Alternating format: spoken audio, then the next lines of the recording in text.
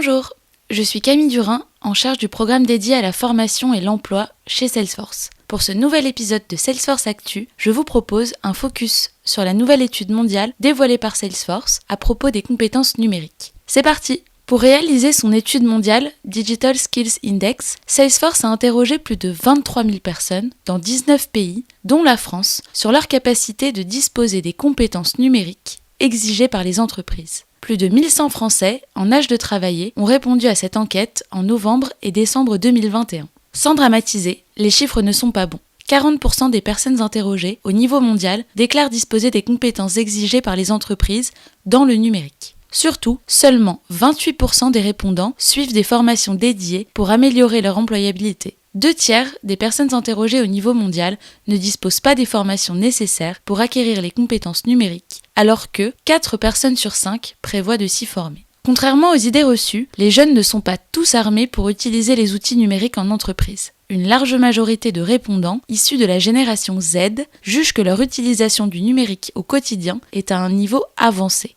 Mais 1/5 de ces jeunes déclarent ne pas disposer des compétences exigées dans ce domaine par les entreprises. En d'autres termes, il existe un hiatus entre les compétences numériques utilisées dans la vie de tous les jours et celles exigées par les entreprises. Dans ce contexte, des efforts considérables doivent être réalisés pour former les demandeurs d'emploi et les salariés. Seulement 17% des personnes interrogées au niveau mondial considèrent leur niveau de compétences numériques professionnelles comme avancé, tandis que près de la moitié, 49%, déclarent avoir un niveau débutant. Et qu'en est-il en France ? 1 jeune sur 5 de la génération Z suit une formation pour acquérir des compétences numériques contre un baby-boomer sur 10. Il y a donc un écart générationnel à combler. Et ce, d'autant plus que 46% des personnes interrogées en France souhaitent suivre des formations continues afin d'accélérer l'évolution de leur carrière et d'améliorer leur employabilité. Les entreprises doivent donc investir massivement sur la formation continue aux outils numériques pour rester compétitives, pour améliorer l'employabilité de leurs collaborateurs et pour renforcer l'attractivité de leur marque employeur.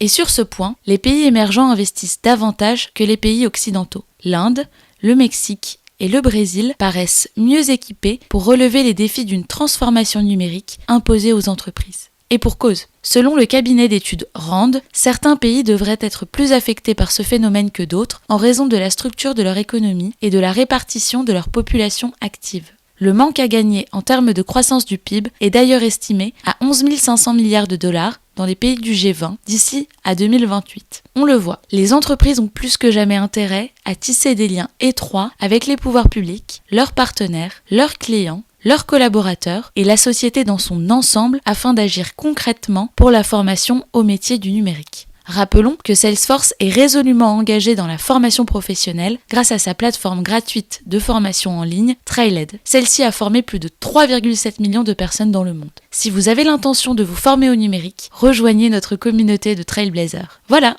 c'est fini. Vous l'avez compris, ce rapport est riche d'enseignements sur le futur de la formation. Je vous invite à le consulter en intégralité sur salesforce.com. À bientôt!